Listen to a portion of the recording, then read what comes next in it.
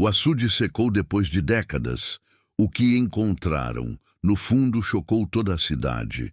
A primeira imagem que veio à cabeça de quem chegou cedo à margem do açude foi de um bicho velho abrindo a boca. A água tinha recuado tanto que a terra rachada parecia gengiva de mandacaru, e no meio daquele mundaréu de fendas, alguma coisa embrulhada em lona azul piscava sob o sol como um segredo sem paciência. Foi ali, no pé das pedreiras de Quixadá, cidade do sertão central do Ceará, que a história começou a se abrir num agosto mais seco que língua de papagaio. Antes de mergulhar nesse caos, que tem de tudo, corpos, política atravessada, mistério de assombrar e risada de canto de boca. Um convite simples, daquele jeitinho nosso. Se você gosta dessas histórias bem contadas, com cheiro de poeira e café passado, se inscreva em uma vez. Me contaram e deixe o like.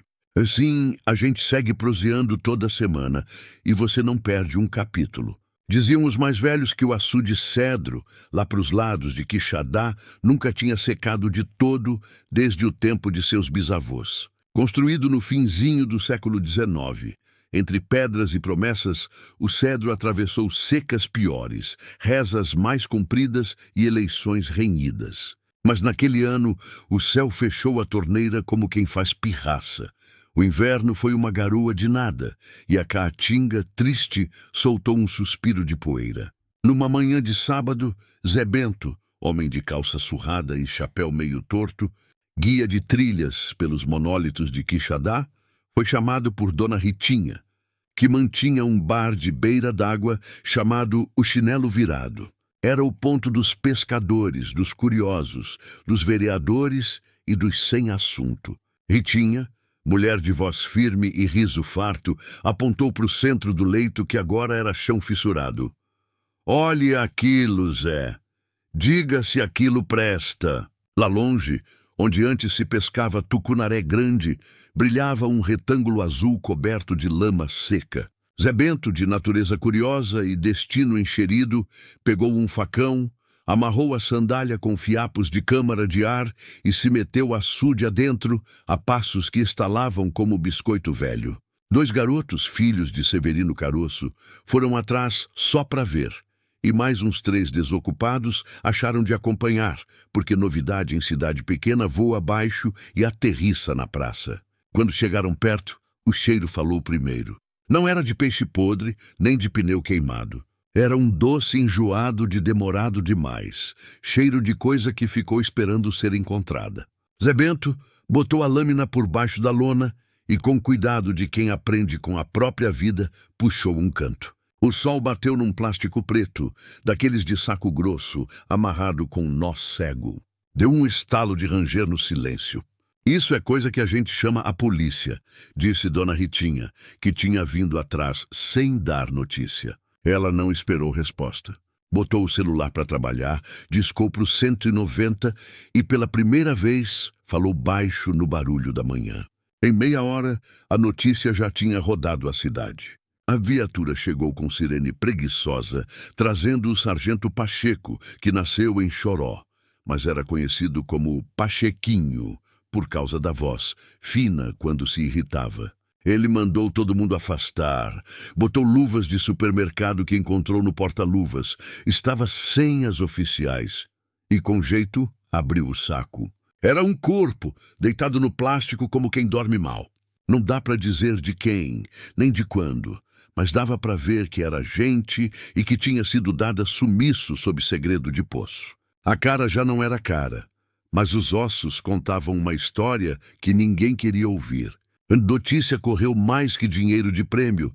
Acharam um defunto no Cedro. O comentário puxou outro comentário. Dizem que não é só um, que tem mais lá pro fundo. E veio o boato mais atrevido, soprando pelos becos da Vila São João. Isso aí é rescaldo de eleição passada, promessa enterrada junto com gente. Quixadá, com seus monólitos vigiando a cidade como sentinelas de pedra, amanheceu com o coração apertado e a língua solta.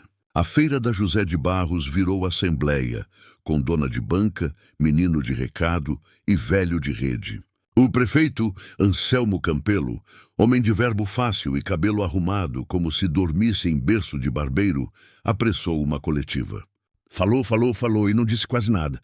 Disse que lamentava, que confiava no trabalho da polícia e que aquela gestão sempre prezara pela transparência. Transparência, ali, era a palavra que refletia sol e cegava mais do que mostrava. Enquanto isso, os bombeiros de Quixeramobim foram chamados para vasculhar o leito. Vieram com varas, detectores, cordas e uma paciência comprida. O Cedro, agora feito livro aberto, ia oferecendo página por página. First, uma bicicleta enferrujada com o adesivo de uma campanha de 1998. Depois, um cofre pequeno de banco falido. Mais adiante, carroceria de Fiat Uno, o mais fiel dos carros do sertão, deitado de lado feito tatu no sol. E, em dado momento, o segundo saco plástico. Dessa vez, os curiosos já tinham virado multidão. Pachequinho enxugou a testa, pediu calma, olhou para o céu, quem sabe esperando instrução de santo, e abriu. Outro corpo! Disseram que os 2 sacos tinham a mesma corda, a mesma amarra, o mesmo plástico. Coisa feita por uma mão só, murmurou o Major Horácio, bombeiro de bigode bem aparado. Foi quando apareceu ele. Dr. Abraão Vale, promotor de justiça, recém-transferido de Fortaleza, homem de terno que sofre no calor, olhar que foge pouco e anota tudo num caderninho amassado. Vamos tratar isso com seriedade, disse sem música na voz. Tudo aqui é cena de crime. A cidade fez silêncio por um segundo. Desses silêncios de missa, antes de voltar à toada barulhenta da curiosidade. Você teria coragem de chegar perto? Perguntaria a qualquer pessoa sensata. E você que está ouvindo teria? Em casa, Dona Itacira, avó de 7, comentou para a neta. Minha filha, é por isso que eu digo, segredo não afunda, ele boia. E a menina, sem entender muito, só arregalou os olhos.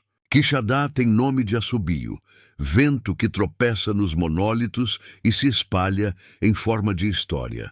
Nos bares, as conversas viraram tribunal.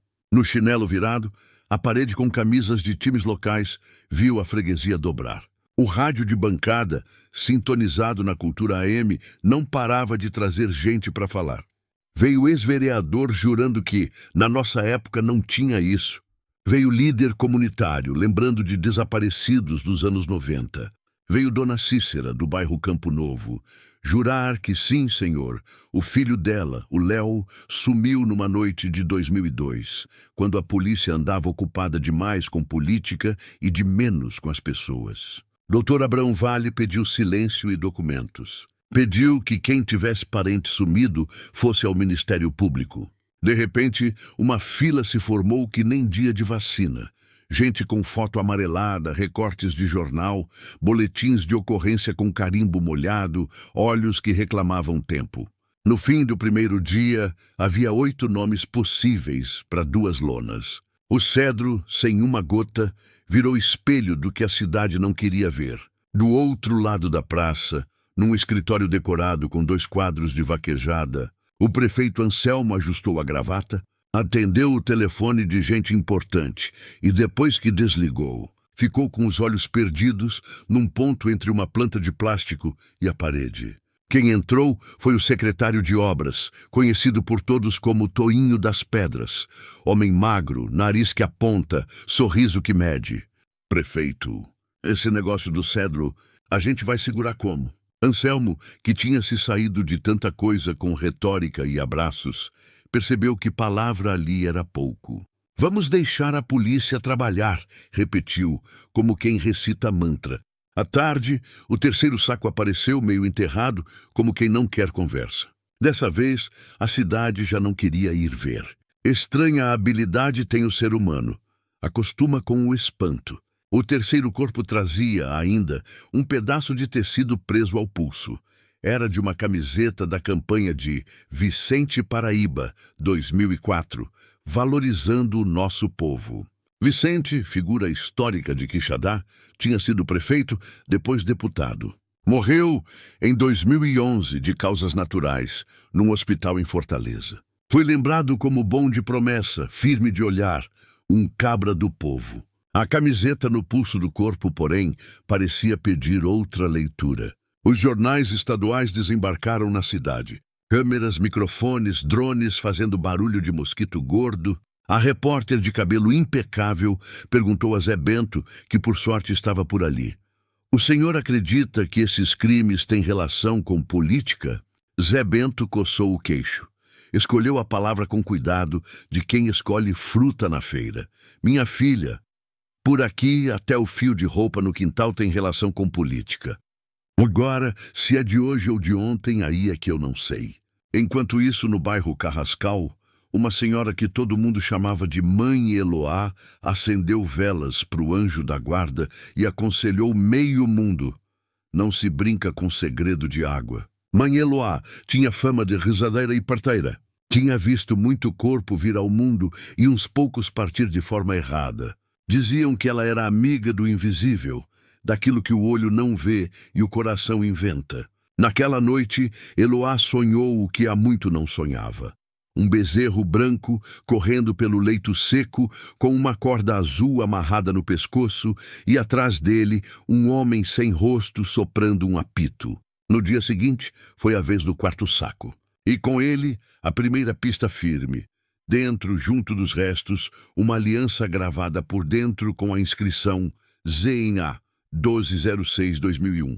Abraão Vale, o promotor, anotou. Pachequinho, a polícia também. Na fila do Ministério Público, uma mulher de tranças presas com elástico colorido tremeu quando ouviu a notícia. Chamava-se Zuleide, casada com Aderbal, sumido numa madrugada de junho de 2003. Ele saiu para entregar uma encomenda. "Nunca mais", disse, o olhar indo e voltando a um ponto de parede. A cidade, que sempre se dividiu entre Boca do Forno e Boca de Sapo, dois bares concorrentes onde se falava de tudo, agora estava unida por um medo só. E medo é bicho teimoso. Foi nessa toada que apareceu a outra parte da história.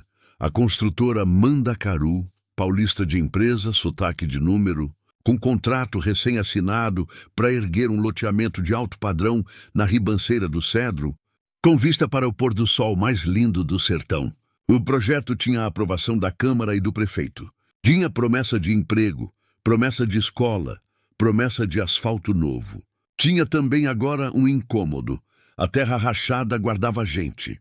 "É questão de progresso", disse o vereador Pompeu do Cedro, em sessão extraordinária. Quixadá precisa avançar e não ficar presa a acontecimentos tristes do passado. A palavra acontecimentos caiu no plenário como pedra em vidro fino. Do lado de fora, um grupo pequeno, mas barulhento, feito de estudantes, professores e umas mães com cartazes escritos à mão, gritava: "Nenhum progresso sobre ossos." No meio deles, Duda Carvalho, estudante de História na UFC em Quixadá, tinha gravado uma live que rodou o estado. "O Cedro não é só água. É memória, e agora é prova." Naquela noite, a Câmara votou um requerimento sem vergonha, daqueles que parecem coisa pouca, mas tem rabo de cometa. Autorizava intervenções emergenciais no leito do açude, para assegurar a limpeza e o avanço das obras do entorno, desde que respeitadas as investigações em curso. Tradução: a cidade ia varrer o que desse enquanto dissesse que não estava varrendo. E foi aí que o conflito ficou com nome e sobrenome. De um lado, o progresso, vereador, construtora, prefeito, promessa de emprego. Do outro, a memória, estudantes, famílias de desaparecidos, rezadeiras, comerciantes que sabiam que segredo mal resolvido vira assombração. Dona Ritinha, do chinelo virado, que sempre soube pisar nos dois lados da canoa sem cair, resolveu tomar partido. Botou na parede, entre a foto de sua juventude e um calendário da padaria do Beato, um cartaz escrito com canetão: "Respeito aos nossos mortos." E por baixo, menorzinho, "E cerveja gelada que ninguém é de ferro." A investigação, que nas primeiras horas parecia um tiro certo em direção a uma resposta, ficou enrolada como novelo de algodão molhado.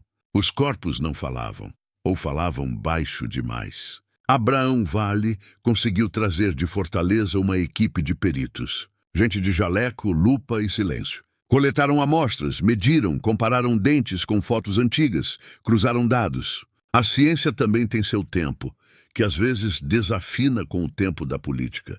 Nesse intervalo, a cidade seguiu contando o caso à sua moda. No mercado público, onde o cheiro de coentro divide espaço com o do bode guisado, relembraram a história do coronel de papel, figura que não dava as caras, mas movia as mãos. Diziam que nos anos 2000, na correria de uma eleição apertada, um grupo resolveu problemas que atrapalhavam. Gente que cobrava promessa, gente que sabia demais. Era uma equipe de 3, sussurrou um, enquanto pesava feijão verde na balança de prato. Um dirigia, outro conversava, o terceiro não conversava. E o Cedro, generoso, dava de cobrir segredo. Coronel de papel era apelido de quem manda sem sair do ar-condicionado. Mãe Eloá, por sua vez, fez o que sabia. Marcou uma reza no leito do cedro ao cair da tarde, quando o sol se esconde nas pedras como quem brinca de pega.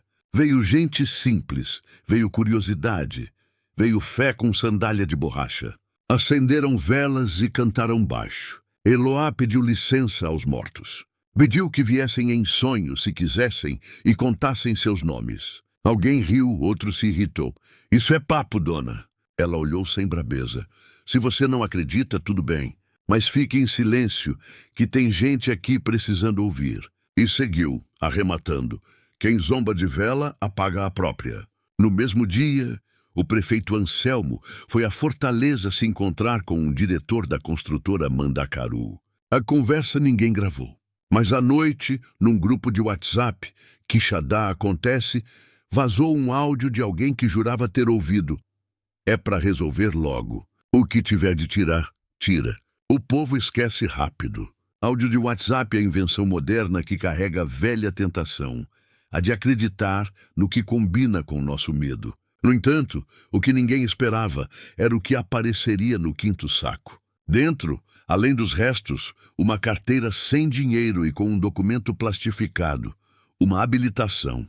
O nome em letras cansadas dizia Ademar Domingues da Silva, natural de Quixadá. A data de nascimento batia com a de um homem que sumira em 2004, mototaxista, visto pela última vez às margens do próprio Cedro, quando foi pegar um passageiro noturno que pagava em dobro. A notícia caiu como trovão em céu limpo. A esposa de Ademar, hoje casada de novo, chorou o que não chorara antes. Os filhos, já crescidos, fizeram silêncio de adulto. E a polícia finalmente tinha uma linha. Pachequinho puxou o fio e achou um nome antigo em registro novo, Aldo Ponciano. Segurança na época de campanha do então candidato Vicente Paraíba, depois vigilante numa empresa que prestava serviço ao município, por fim, dono de uma firma de segurança e apoio logístico que alugava vans para a prefeitura. Aldo, homem de pescoço grosso e relógio grande, conhecido por ter a resposta curta e o braço longo, tinha sido visto, segundo 2 mototaxistas, na beira do Cedro naquela mesma madrugada de 2004. Um deles, numa coincidência com gosto de destino, era amigo de Ademar. Abrão pediu a prisão temporária de Aldo. O juiz, em plantão, concedeu. Aldo foi levado sem show, mas com aplauso abafado. Na delegacia, calado. No dia seguinte, apareceu uma advogada de Fortaleza, salto alto e língua afiada.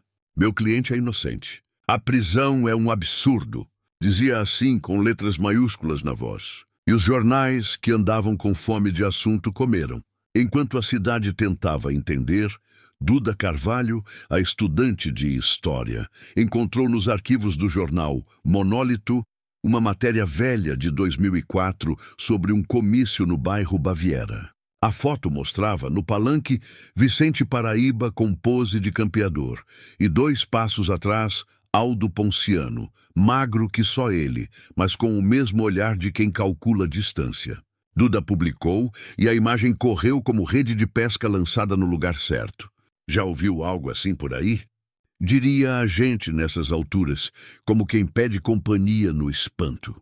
A advogada de Aldo, pressionada por perguntas, soltou uma frase infeliz. Se for para ficar desenterrando coisas, ninguém governa. Isso incendiou o que restava de prudência. Na praça fizeram uma vigília. O nome de Ademar virou cartaz. Os outros, ainda sem nome, viraram cruzes brancas fincadas na lama seca. Zé Bento, que não era de discurso, pegou o microfone e falou de mansinho. O Cedro deu de beber a muita gente. Agora, pede que a gente dê de beber à memória dele. No dia seguinte, voou o papel por cima de parede. A prefeitura publicou um decreto emergencial autorizando desassoreamento e limpeza no Cedro. A justificativa era técnica: evitar mau cheiro, focos de doença e preparar o leito para as chuvas futuras. A ordem era rápida demais, como quem quer correr na frente da verdade. Dr. Abraão correu ao fórum, conseguiu uma liminar, suspendendo qualquer obra até o fim das perícias. No rádio, o apresentador Manuelzinho do Sertão fez piada. Tem liminar brigando com decreto, é briga de foice em fenda de açude. Em casa, Dona Ritinha fechou o bar mais cedo. Sentou na calçada com uma vela acesa. O vento da noite, que ali é sempre mais fresco, bateu em sua cara.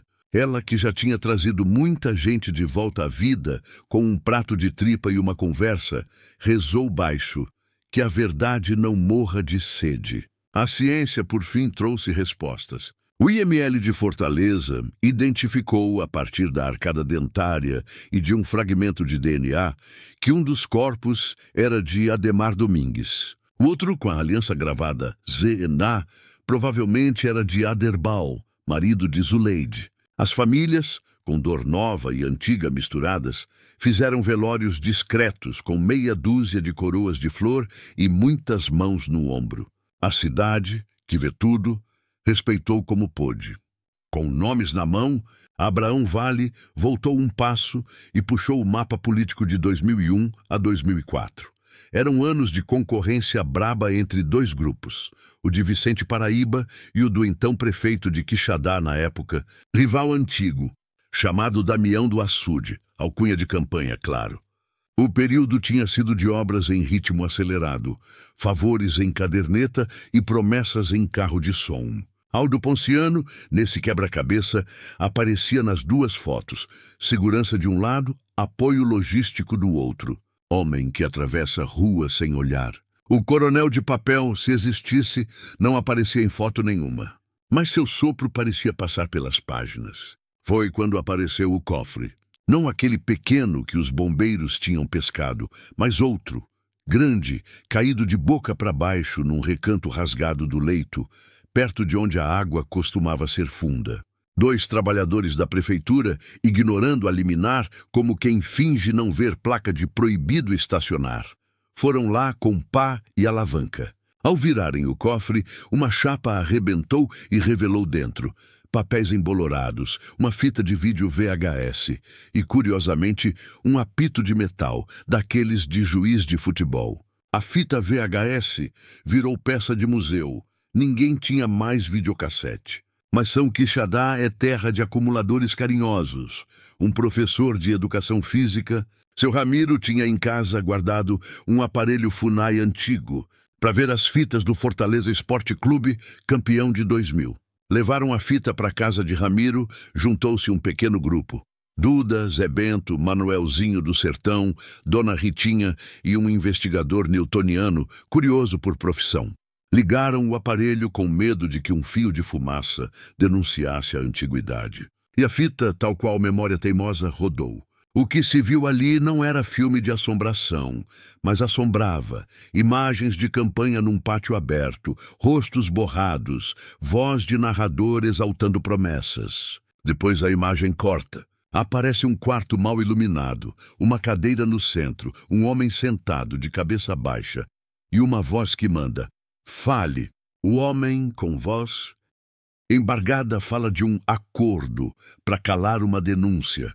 Uma licitação de limpeza urbana combinada, dinheiro que entrava por uma porta e saía por outra.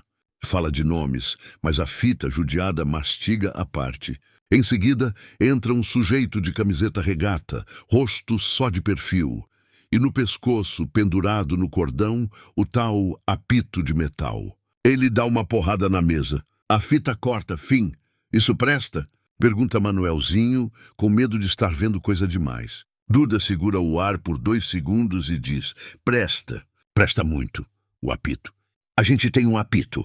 E foi assim que a cidade começou a trocar a lenda do bezerro branco pelo homem do apito. Não era sobrenatural. Era de certo modo pior. Com a fita na mão, Abraão Vale pediu à justiça busca e apreensão na casa e na empresa de Aldo Ponciano. Encontraram cheques antigos, notas de pagamento de diária, mapas com rotas marcadas ao redor do cedro. Uma folha interessante tinha os dizeres: Operação Areia Fina. Retira, enrola, fecha. Noite sem testemunha. Descer pelo Baviera, subir pelo Cedro Sujo. Não era confissão, mas era uma coreografia. A advogada de Aldo gritou: abuso! Disse que tudo era invenção de adversários. O prefeito Anselmo, acuado, recuou um passo. Diz que não compactua com ilegalidades de ninguém. O vereador Pompeu do Cedro inventou uma doença e faltou às sessões. O povo, nas calçadas, começou a chamar as crianças para dentro mais cedo. Isso é coisa do Brasil. Quando a rua acha assunto sério demais, os portões ganham cadeado sem ninguém pedir. No fim daquela semana, uma quarta-feira de meio de mês, mãe Eloá procurou Zé Bento. Disse que tinha sonhado de novo. Dessa vez não era bezerro nem apito.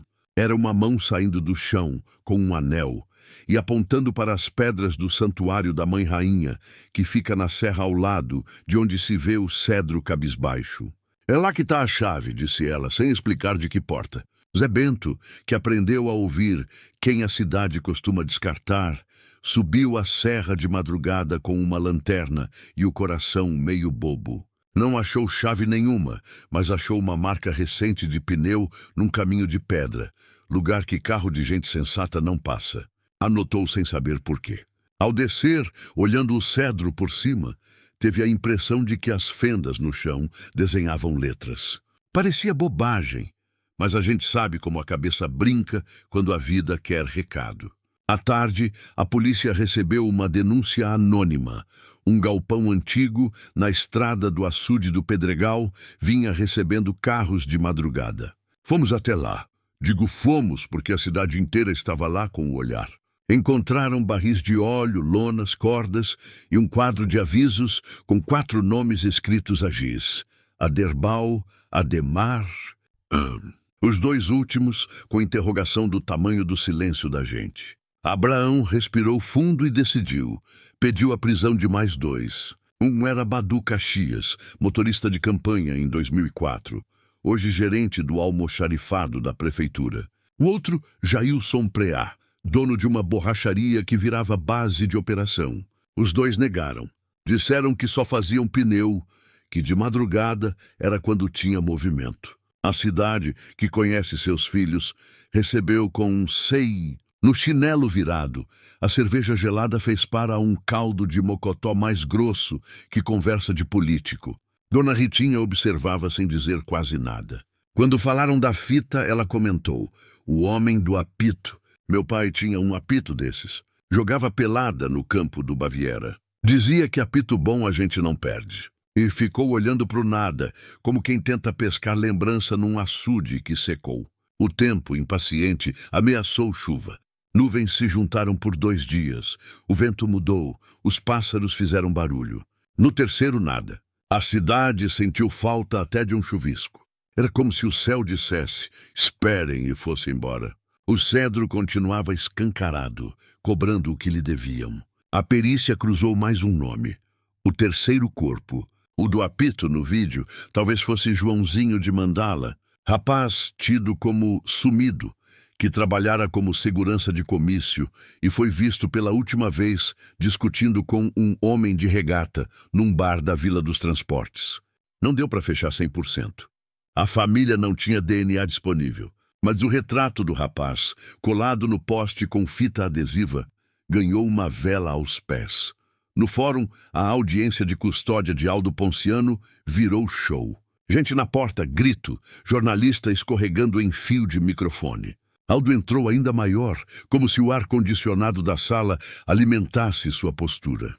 Falou pouco, mas disse uma frase que ficou: eu só seguia ordens. Quando o promotor perguntou de quem, E ele calou no exato ponto em que se pede o nome do santo. O juiz mandou manter a prisão. A advogada afinada recorreu. De repente, a história tomou um desvio que só o Brasil sabe oferecer. Um ex-assessor de Vicente Paraíba, velho e doente, apareceu no gabinete do promotor com uma pastinha plástica azul.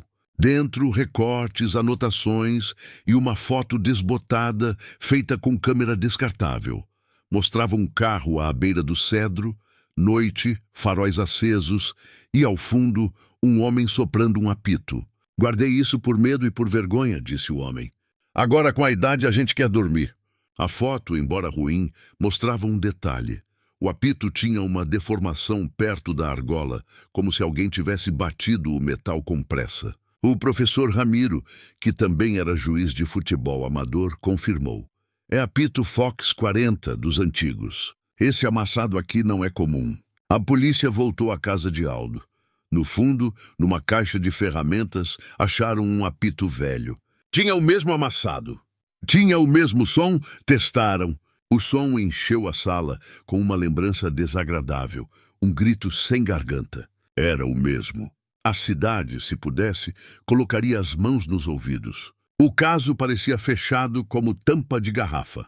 Mas Quixadá é cidade de pedra e vento, e o vento sabe varrer por baixo da porta. Na noite em que celebravam a resposta, um apagão rápido deixou meia cidade no breu. Quando a luz voltou, a casa do vereador Pompeu do Cedro, que andava assustado, estava vazia. Ele sumiu por 3 dias. Voltou alegando tratamento de saúde. Ninguém acreditou. A voz de WhatsApp disse que ele tinha ido pegar instrução com gente de fora. E nas vozes escondidas, repetia-se o nome que ninguém falava alto. Coronel de Papel. Semanas depois, a construtora Mandacaru recuou o projeto. Disse que faltavam condições e que reaveria prazos. A prefeitura, com semblante de quem perdeu festa, lançou novo programa. Revitalização Cultural do Cedro. Duda foi chamada para ajudar a organizar um memorial. Zé Bento virou guia oficial da Rota da Memória do Cedro Seco. Mãe Eloá ganhou uma sala no memorial para suas rezas. A cidade respirou. Parecia final de novela das 6, com abraços e alguma esperança. Mas eis que, numa tarde mansa, quando a equipe do memorial levantava os banners, apareceu um homem de chapéu de couro vindo de Quixeramobim, com passo de quem não tem pressa, mas nunca atrasa. Trazia nas mãos um saco de pano. Achei isso no meu roçado, perto do riacho do Sitiá. Quando a cheia passada, levou umas coisas e deixou outras, disse. No saco, além de moedas de varejo, havia uma pequena agenda capa marrom, molhada e seca de novo, com marcas de dedo. Nas primeiras folhas, compras de mercearia, prestação de fogão. Nas últimas, nomes, datas e 2 números de telefone riscado à caneta. Um batia com o da antiga prefeitura, outro com o escritório da construtora Mandacaru. Em algumas páginas, desenhos de pedras, monólitos e setas apontando para o açude. Em uma escrito, bezerro branco, 2 apitos. O promotor olhou aquilo e sentiu a velha sensação de não fechamento. Se havia 2 apitos, quem era o segundo? Aldo era o primeiro. O apito amassado estava com ele.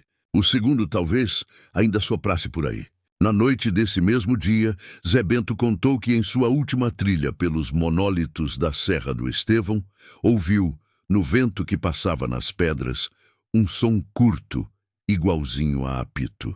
Deve ter sido coisa da cabeça, disse, rindo sem muita certeza. Mas fez o sinal da cruz, por via das dúvidas. Dona Ritinha devolveu.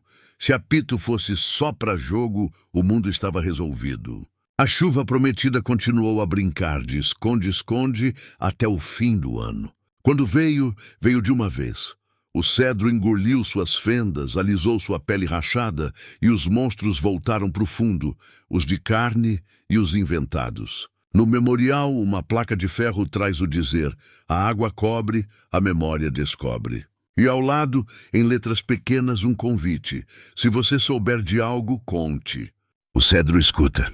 No derradeiro fim, Aldo foi condenado por 2 homicídios, com base nas provas e na fita.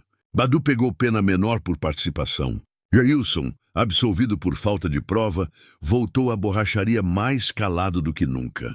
O prefeito Anselmo perdeu a reeleição e o povo, em sua sabedoria torta, escolheu outro que prometia não prometer demais. Vicente Paraíba ficou na história com um asterisco que só o tempo saberá apagar ou engrossar. E o coronel de papel continuou sem CPF, como convém a esse tipo de coronel. E mãe Eloá seguiu acendendo vela e recebendo gente, com os mesmos olhos de jabuticaba. Certa vez, perguntaram a ela se tinha medo de andar à beira do cedro quando a água baixava. Ela respondeu, com uma tranquilidade que não provoca, só acalma: eu respeito. Medo, a gente deixa para quem tem culpa.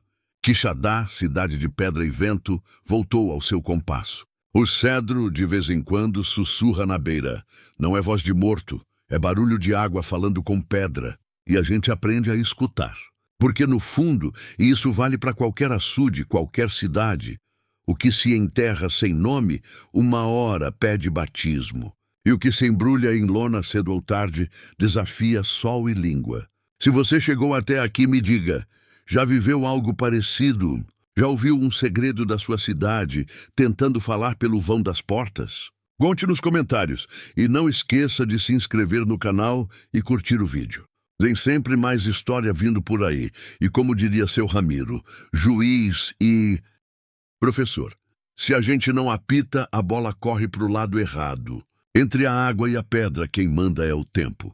Mas entre a memória e a política, quem manda é a gente, se a gente quiser. O cedro secou uma vez e mostrou os ossos do passado.